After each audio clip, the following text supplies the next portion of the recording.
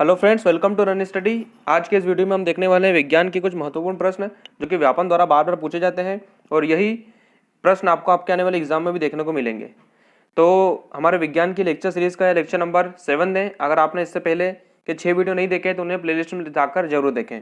Video में दिया गया प्रत्येक प्रश्न काफ़ी इंपॉर्टेंट है और सभी प्रश्नों का उत्तर पहले आपको खुद से ट्राई करना है और अगर आपसे प्रश्न नहीं भी बनता है तो आखिरी में हम रिवीजन करेंगे ही, तो आप स्वयं चेक कर लीजिएगा आपको ये प्रश्न बन रहे हैं या नहीं बन रहे हैं। तो आइए शुरू करते हैं। आज का हमारा पहला प्रश्न है, निष्प्रभाव प्रक्रिया के उत्पाद सदैव होते हैं। तो निष्प्रभाव प्रक्रिया के उत्पाद सदैव एक लवण और जल होते हैं। दोस्तों आपको याद रखना है, जब भी एक अम्ल और एक क्षार की प्रक्रिया की अभिक्रिया करवाई जाती है तो उसे निष्प्रभाव अभिक्रिया कहते हैं, जिसके परिणाम स्वरूप क्या हमें उत्पाद मिलते हैं, एक लवण और जल मिलता है। ठीक है, अम्ल में जो H+ आयन होता है और क्षार में जो OH- आयन होता है, ये दोनों मिलकर जल बना लेते हैं, H2 बना लेते हैं और संगत लवण का निर्माण करते हैं। ठीक है, निष्प्रभाव अभिक्रिया को कभी कभी उदासीनीकरण अभिक्रिया के रूप में भी जानते हैं। अब उदासीनीकरण अभिक्रिया करके भी क्वेश्चन आता है। ठीक है, निष्प्रभाव अभिक्रिया को उदासीनीकरण अभिक्रिया भी बोलते हैं। इसके उत्पाद क्या होते हैं, लवण और जल होते हैं। तो इसका आंसर हो जाएगा ऑप्शन नंबर सी। आगे बढ़ते हैं, हमारा अगला प्रश्न है, इस्पात के विनिर्माण में कार्बन का कौन सा शुद्ध रूप प्रयोग होता है। तो इस्पात के विनिर्माण में कार्बन का शुद्ध रूप जो प्रयोग होता है उसे कोक कहा जाता है। दोस्तों कार्बन का जो कोक रूप होता है उसका प्रयोग इस्पात के विनिर्माण में किया जाता है। लोहे में कार्बन मिलाने पर हमें इस्पात प्राप्त होता है। लोहे में कार्बन मिलाना क्यों पड़ता है, लोहे को कठोर बनाने के लिए इस्पात मिलाया जाता है। अगर बोले कार्बन क्यों मिलाते हैं तो उसे कठोर बनाने के लिए मिलाते हैं। और जंग रोधी बनाने के लिए क्या मिलाया जाता है, मतलब जिससे उसमें जंग ना लगे, तो जंग रोधी बनाने के लिए आपको याद रखना है क्रोमियम मिलाया जाता है। जंग रोधी बनाने के लिए क्रोमियम मिलाया जाता है लोहे में, और लोहे में को कठोर बनाने के लिए उसमें कार्बन मिलाया जाता है। इसे ही इस्पात स्टील कहा जाता है। ठीक है, आगे बढ़ते हैं। हमारा अगला प्रश्न है, पौधों में हरे वर्णक जो कि प्रकाश संश्लेषण की प्रक्रिया के लिए जिम्मेदार होते हैं। तो पौधों में हरे वर्णक जो कि प्रकाश संश्लेषण की प्रक्रिया के लिए जिम्मेदार होते हैं पर्णहरित कहलाते हैं। इसका आंसर हो जाएगा ऑप्शन नंबर बी। पर्णहरित मतलब क्लोरोफिल जो होते हैं वही प्रकाश की ऊर्जा को अवशोषित करके उसे रासायनिक ऊर्जा में परिवर्तित करते हैं, जिससे प्रकाश संश्लेषण की प्रक्रिया पूर्ण होती है। ठीक है, तो आपको याद रखना है हरे वर्णक जो कि प्रकाश संश्लेषण की प्रक्रिया के लिए जिम्मेदार होते हैं पर्णहरित क्लोरोफिल कहलाते हैं। हमारा अगला प्रश्न है, अस्पतालों में चिकित्सा एवं शल्य चिकित्सा निदान में ध्वनि के स्रोत का प्रयोग किया जाता है। तो ध्वनि के जिस स्रोत का प्रयोग किया जाता है उसे हम पराश्रव्य ध्वनि तरंगे कहते हैं। पराश्रव्य ध्वनि तरंग क्या होती है दोस्तों, जिनका आवृत्ति परिसर जो है 20,000 हर्ट्ज से अधिक होता है। 20,000 हर्ट्ज मतलब 20 किलो हर्ट्ज भी बोलते हैं इसको। 20 किलो हर्ट्ज से अधिक होगा तो उसे हम पराश्रव्य ध्वनि तरंगे कहलेंगे। श्रव्य ध्वनि तरंगे क्या होती है, श्रव्य ध्वनि तरंगे 20 हर्ट्ज से 20,000 हर्ट्ज तक होती है, और 20 हर्ट्ज से भी नीचे होगी तो वो अवश्रव्य ध्वनि तरंगे होगी। पराश्रव्य ध्वनि तरंगे चिकित्सा और शल्य चिकित्सा में किस प्रकार यूज की जाती है, तो आपने सुना होगा अल्ट्रासोनोग्राफी होती है या ECG होती है, इलेक्ट्रोकार्डियोग्राफी, उसमें इसी पराश्रव्य ध्वनि तरंग का यूज होता है। और सोनार एक तकनीक होती है जिससे हम समुद्र में स्थित कोई भी वस्तु या समुद्र की गहराई का पता लगाते हैं, तो सोनार में भी पराश्रव्य ध्वनि तरंगों का यूज होता है। ठीक है, तो पराश्रव्य ध्वनि तरंगे मतलब 20,000 हर्ट्ज से ऊपर की ध्वनि तरंगे, इन्हें इंग्लिश में अल्ट्रासोनिक तरंगे भी कहा जाता है। ठीक है दोस्तों, आगे बढ़ते हैं। हमारा अगला प्रश्न है, निम्न में से कौन सा एक वन उत्पादन नहीं है। तो सिंपल सा प्रश्न है, मिट्टी का तेल और डीजल जो है वन उत्पादन नहीं है। मसाले, तेल, गोंद, रबड़, चारा, दवाएं सभी वन उत्पादन है, पर मिट्टी का तेल और डीजल जो है वन उत्पादन नहीं है। एक प्रश्न आता है कि जो हमें प्राकृतिक ऑयल, नेचुरल ऑयल मिलता है, उसमें से मिट्टी का तेल या डीजल, पेट्रोल, ये सभी पृथक कैसे किए जाते हैं, तो आपको याद रखना है आंशिक आसवन के द्वारा ये सभी को पृथक किया जाता है। आंशिक आसवन विधि द्वारा पृथक किया जाता है। एक होता है आसवन और एक होता है आंशिक आसवन। तो इसमें आंशिक आसवन आएगा, क्योंकि ये इसमें अगर दो या दो से अधिक पदार्थ घुलनशील होते हैं तो उनमें आसवन विधि लगाते हैं, पहली बात तो याद रखना है। और यदि उनका जो तापमान है 25 केल्विन से कम हो, तापमान का जो अंतर 25 केल्विन से कम हो, तो उसमें अपन आंशिक आसवन लगाते हैं। तो इन सभी में तापमान जो होता है 25 केल्विन से कम होता है, मतलब डीजल, पेट्रोल, तो इसलिए उसमें आंशिक आसवन विधि का उपयोग किया जाता है। ठीक है, आगे बढ़ते हैं। हमारा अगला प्रश्न है, कभी कभी लोग गीले फर्श पर चलने की कोशिश करते हैं तब वे गिर जाते हैं क्योंकि। कभी कभी लोग गीले फर्श पर चलने की कोशिश करते हैं तब वे गिर जाते हैं क्योंकि फर्श एवं उनके पैरों के बीच घर्षण बल कम हो जाता है। ठीक है, तो इसका आंसर हो जाएगा ऑप्शन नंबर ए।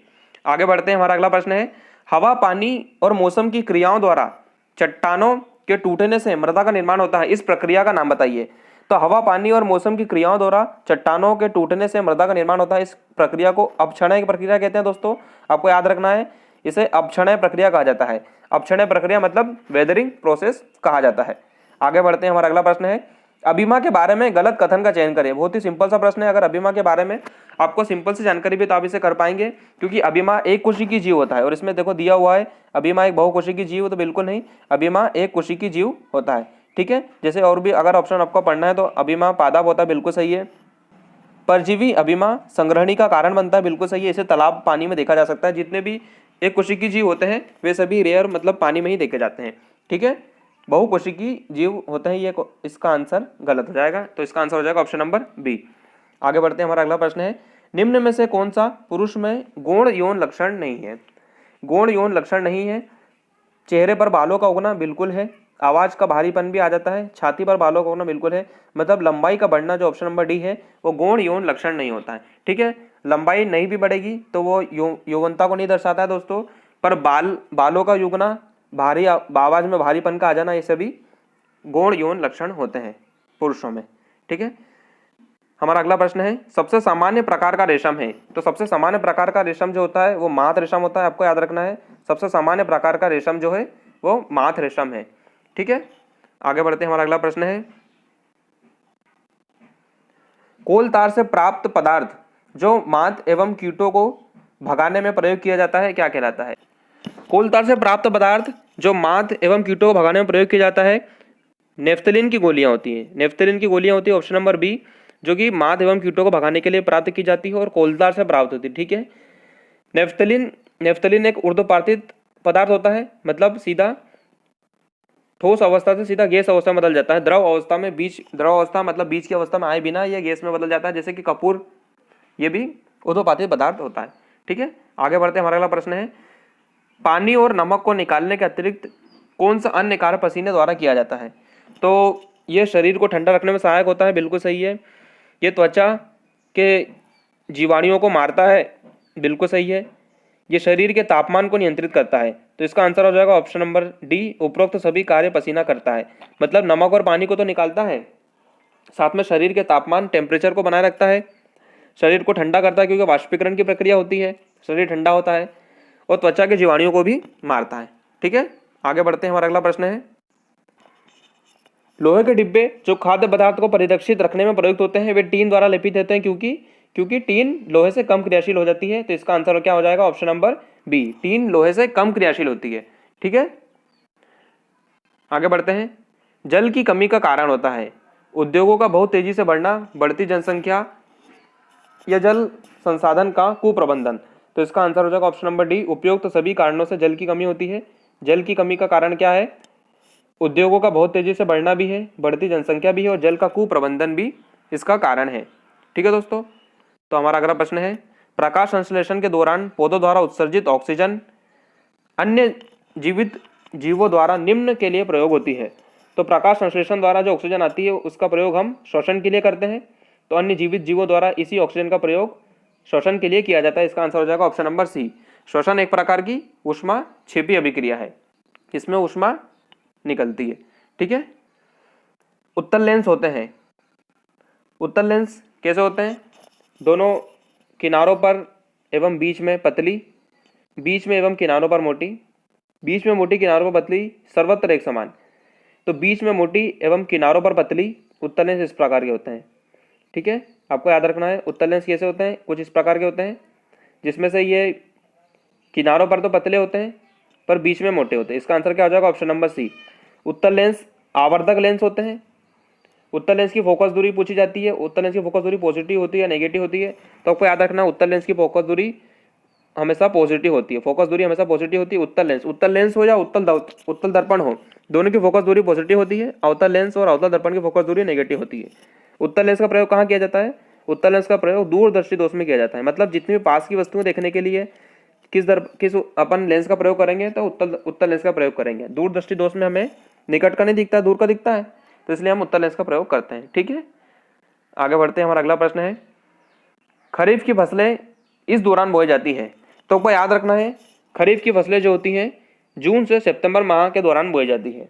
ठीक है दोस्तों, जून से सितंबर माह के दौरान बोई जाती है खरीफ की फसलें, आपको याद रखना है, इंपॉर्टेंट प्रश्न है। खरीफ की फसलें और रबी की फसलें किस दौरान बोई जाती है, हमेशा क्वेश्चन पूछते रहता है। हमारा अगला प्रश्न है, निम्नलिखित कथनों में से ऊष्मा के विकिरण के विषय में सत्य नहीं है। तो इसमें से हमें जो कथन गलत है उस कथन को बताना है। इसे कोई भी माध्यम की आवश्यकता नहीं पड़ती है, तो बिल्कुल सही है। सूर्य की ऊष्मा पृथ्वी तक विकिरण द्वारा ही पहुंचती है, ये भी सही है। समुद्र एवं भूमि समीर ऊष्मा के विकिरण के कारण होता है। सभी गर्म निकाय ऊष्मा विकिरित करते हैं। तो सभी ऑप्शन सही है, केवल ऑप्शन नंबर सी को छोड़कर। समुद्र एवं भूमि समीर ऊष्मा के विकिरण के कारण है, ऐसा नहीं है, बाकी सभी ऑप्शन सही है। तो इसका आंसर क्या हो जाएगा? Option number C. आगे बढ़ते हैं, हमारा अगला प्रश्न है, एक साइकिल को सड़क पर ब्रेक लगाकर चलाना कठिन है क्योंकि, तो इसमें भी घर्षण लगता है, घर्षण के कारण गति कम हो जाती है। घर्षण के कारण ब्रेक पैड रिम की गति को रोक देता है। ठीक है, घर्षण के कारण जो ब्रेक होता है वो पैड रिम की गति को रोक देता है। इसका आंसर हो जाएगा ऑप्शन नंबर ए। घर्षण के कारण ही ब्रेक पैड रिम की गति को रोक देता है। घर्षण वाले क्वेश्चन आपको हर एक सेट में जरूर देखने को मिलेंगे। एक स्पंदनशील वस्तु से उत्पन्न हुई ध्वनि की प्रबलता इस पर निर्भर करती है। तो स्पंदनशील वस्तु हो या किस प्रकार की वस्तु हो, आपको याद रखना हमेशा ध्वनि की प्रबलता पूछे। इसको प्रबलता ना बोल के कभी कभी तीव्रता भी बोल देता है। तो ध्वनि की तीव्रता, ये दोनों आयाम पर निर्भर करती है। ठीक है, और यदि आपसे पूछे पिच, मतलब इसका मतलब होता है तारत्व। तारत्व किस पर निर्भर करता है? तो तारत्व हमेशा आवृत्ति पर निर्भर करता है। ठीक है, पिच के कारण मतलब इसी आवृत्ति के कारण ही भी हमें ध्वनि मोटी या पतली सुनाई देती है। जैसे आपने देखा होगा फीमेल में अक्सर उनकी ध्वनि पतली होती है, मतलब उनकी आवृत्ति ज्यादा होती है, उनके तारत्व ज्यादा होता है। और प्रबलता के कारण ध्वनि हमें तेज या मंद सुनाई देती है। मतलब तेज ध्वनि जिसमें तीव्रता ज्यादा होगी, उसका आयाम ज्यादा होगा, उसकी प्रबलता ज्यादा होगी। ठीक है दोस्तों, तो आपको याद रखना है प्रबलता आयाम पर निर्भर करती है और पिच तारत्व जो है इसकी आवृत्ति पर निर्भर करता है। आगे बढ़ते हैं, हमारा अगला प्रश्न है, किसी पृष्ठ के इकाई क्षेत्र पर कार्यकारी बल कहलाता है। किसी भी पृष्ठ के इकाई क्षेत्र पर लगने वाला बल जो है दाब कहलाता है। ठीक है, इसे अपन दाब बोलते हैं। दाब बराबर भी क्या होता है? बल बटे क्षेत्रफल, मतलब इकाई क्षेत्रफल पर लगने वाला बल ही दाब कहलाता है। इसका मात्रा क्या होता है? न्यूटन प्रति मीटर स्क्वायर, इसी को पास्कल भी कहते हैं। ठीक है, ऐसा ही मात्रक होता है न्यूटन प्रति मीटर स्क्वायर, इसी को पास्कल कहते हैं। दाब का मात्रक प्रत्यास्थता का मात्रक समान ही होता है। दाब का मात्रक और प्रत्यास्थता का मात्रक एक ही होता है। आगे बढ़ते हैं, हमारा अगला प्रश्न है, इंद्रधनुष को आकाश में देखा जा सकता है। तो इंद्रधनुष को आकाश में देखा जा सकता है जब सूर्य आपके पीछे के साइड हो, मतलब सूर्य के हमेशा विपरीत दिशा में इंद्रधनुष बनता है।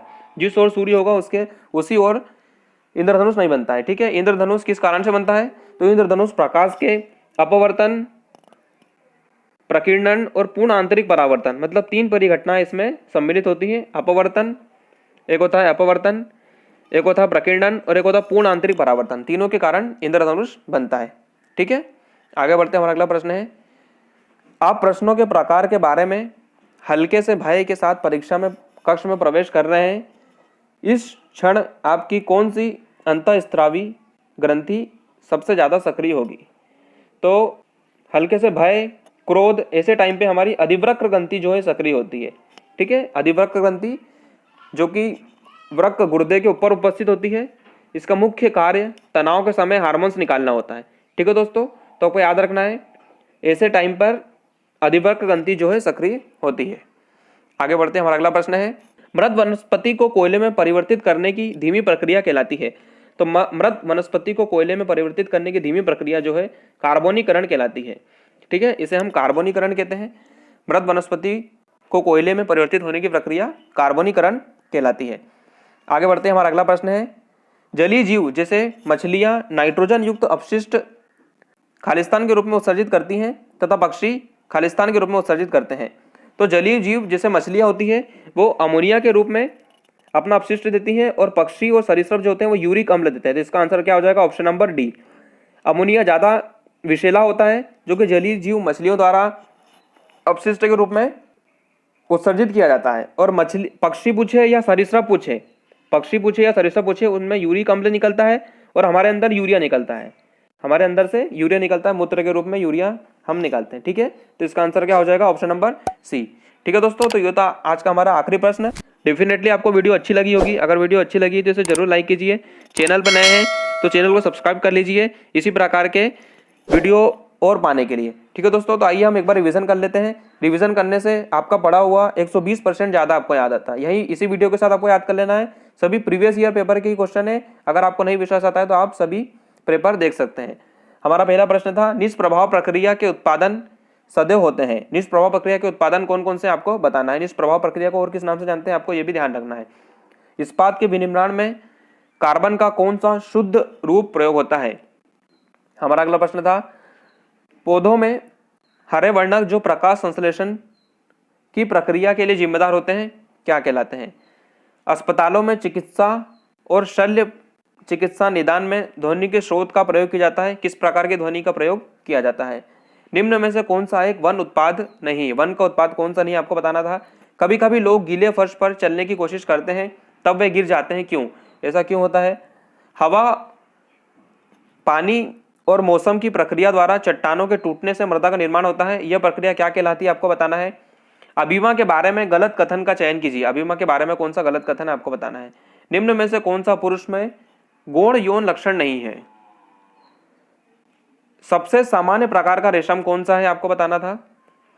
कोल तार से प्राप्त पदार्थ जो माथ एवं कीटों को भगाने में प्रयोग किया जाता है क्या होता है आपको बताना है। नमक और पानी को निकालने के अतिरिक्त कौन सा अन्य कार्य पसीने द्वारा किया जाता है। हमारा अगला प्रश्न था, लोहे के डिब्बे जो खाद्य पदार्थ को सुरक्षित रखने के लिए प्रयुक्त होते हैं वे टीन से लेपित होते हैं, पर ऐसा क्यों होता है, टीन से लेपित क्यों होते हैं। जल की कमी का कारण है। जल की कमी का कारण आपको बताना है। हमारा अगला प्रश्न था, प्रकाश संश्लेषण के दौरान पौधों द्वारा उत्सर्जित ऑक्सीजन अन्य जीवों द्वारा निम्न के लिए प्रयोग होती है। कौन से कार्य के लिए हमें ऑक्सीजन की जरूरत पड़ती है। उत्तल लेंस किस प्रकार के होते हैं। उत्तल लेंस की प्रकृति आपको बताना है कैसी होती है। खरीफ की फसलें इस दौरान बोई जाती हैं। खरीफ की फसलें कौन से सीजन की फसलें होती हैं, कब बोई जाती है आपको बताना है। निम्नलिखित कथनों में कौन ऊष्मा के विकिरण के विषय में सत्य नहीं है। ऊष्मा के विकिरण के विषय में कौन सा सत्य नहीं है आपको बताना है। एक साइकिल को सड़क पर ब्रेक लगाकर चलाना कठिन है क्योंकि एक स्पंदनशील वस्तु से उत्पन्न हुई ध्वनि की प्रबलता इस पर निर्भर करती है। किसी पृष्ठ के एक इकाई क्षेत्र पर कार्यकारी बल कहलाता है। इंद्रधनुष को आकाश में देखा जा सकता है। आप प्रश्नों के प्रकार के बारे में हल्के भय के साथ परीक्षा में प्रवेश करते हैं, परीक्षा कक्ष में प्रवेश करते हैं। इस क्षण आपकी कौन सी अंतःस्रावी ग्रंथि सबसे ज्यादा सक्रिय होगी आपको बताना है। मृत वनस्पति को कोयले में परिवर्तित करने की धीमी प्रक्रिया क्या कहलाती है। और हमारा अंतिम प्रश्न था, जलीय जीव जैसे मछलियां नाइट्रोजन युक्त अपशिष्ट डैश के रूप में उत्सर्जित करती हैं तथा पक्षी डैश के रूप में उत्सर्जित करते हैं। आपको दोनों बताना है कि मतलब जलीय जीव जो मछलियां रहती हैं वो किस रूप में अपना अपशिष्ट उत्सर्जित करती हैं और पक्षी किस रूप में करते हैं। ठीक है दोस्तों, तो ये थे हमारे आज के 25 प्रश्न। मिलते हैं नेक्स्ट वीडियो में, तब तक के लिए बाय बाय, टेक केयर।